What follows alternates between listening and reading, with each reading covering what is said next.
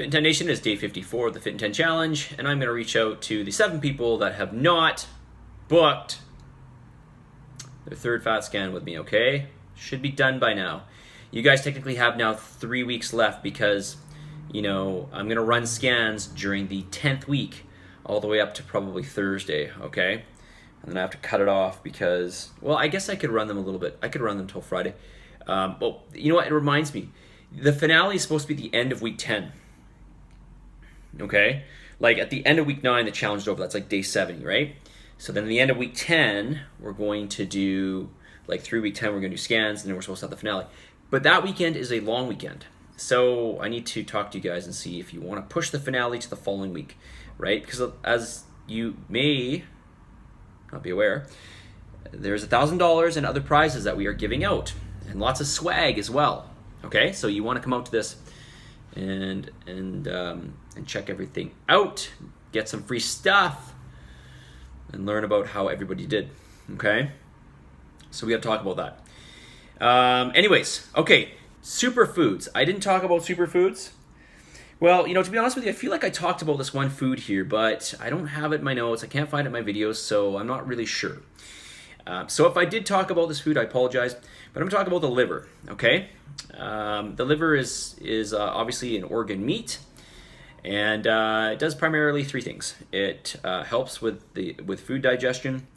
It stores glucose and vitamins and minerals, and it helps with filtering the blood, or filters the blood. So what? Well, this is a really important organ, first of all, and it's highly resilient, right? I mean, it can be really toxified. You can even, you know, cut off some of it and it'll grow back.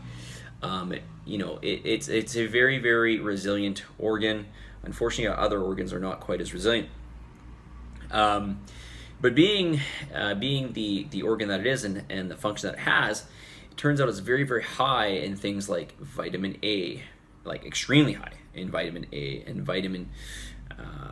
basically pretty much all your B vitamins, especially B2, B6, B9. It's very high in copper and iron and choline, and choline is really important for your nervous system.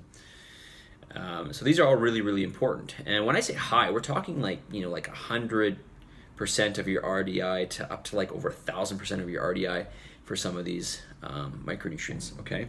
Now, if you are pregnant, you want to be very careful with your vitamin A content, your vitamin A consumption, because that can be obviously toxic to a growing baby. So you want to be very, very careful with that, okay? So first superfood that I'm going to mention is liver, okay? It's also very, very lean, and it's high in protein, super high in essential amino acids, as are most animal proteins. Well, I guess all animal proteins really, okay? But liver's low calorie because it's low in fat. So it's basically, it's a great, highly nutrient dense source of protein. Okay, so get your liver in, and it's super cheap. And if you're having a hard time eating it, cook it in some onion, okay? A little bit of coconut oil, some onion, and then throw some, of course, a little bit of seasoning on there as well. And then, of course, some a little bit of lime, if you like lime, on top of it, okay? All right, let's get into some questions here. Somebody mentioned they have a hard time eating in the morning, but they want to start eating in the morning. So I'm going to suggest to that person that they start to institute a shake, because shake's very easy to have, and it's certainly easier to consume, and you can make them sweeter, so that might be a little bit more palatable to you in the morning, having something that's sweet. You can give that a shot. That's what I'm going to recommend. That's usually what I recommend to people who need to or want to eat in the morning but can't.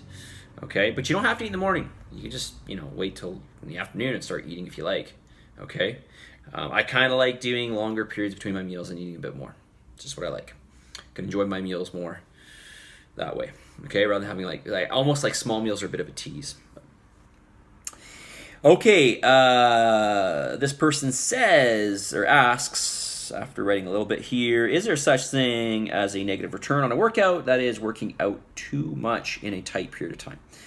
It's a good question. So, I mean, yeah, obviously there's going to be a point of diminishing returns. The question is how much.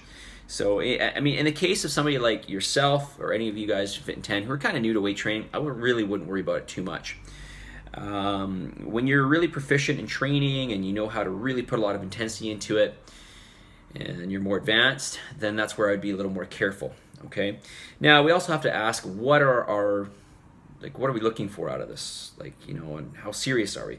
So are we looking for strength or muscle gain, or is it affecting our lifestyle? Are we super sore? Do you feel like you're getting injured? These types of things. These are all things you have to look at, okay?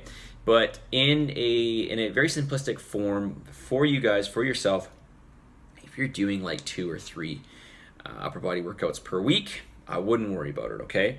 The volume is pretty low on everything we're doing, so, you're going to be okay, all right? In this case, this person, they wrote that they did a double upper body workout on May 23rd.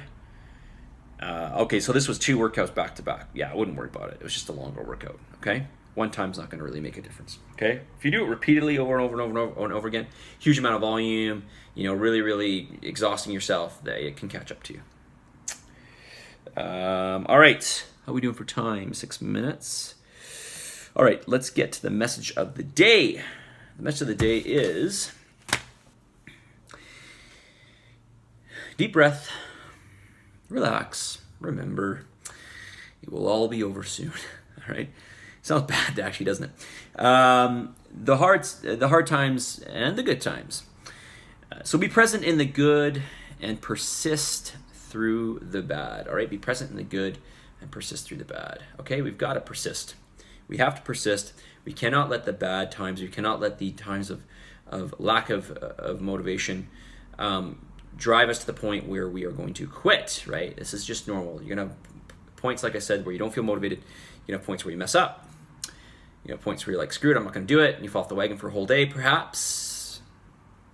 But you're going to get back on because, these are just emotions taking over, a clear train of thought, right? So the key to anything that you're working towards in life is to keep working at it. It sounds so trite, but it's so true. It's so true. I've seen it over and over and over again. I've seen it enough. Okay? Those who keep persisting win. Okay? So, enjoy the good times, persist through the bad. That is the message of the day. Keep going, you guys. You've got still about 3 weeks, okay? Like I said, I'm going to run the last set of scans in that beginning to midweek. And if we do run the finale, because I'm not running another challenge till the fall. If we do run the finale, a weekend farther ahead, then I'll push the scans a few days, okay? So you got 3 weeks, okay? I'm giving you bonus days of the goodness of my heart. My heart is pounding. Can you see it? Okay. All right. Submit, commit, do what you got to do, and I'll talk to you guys all soon. See you guys.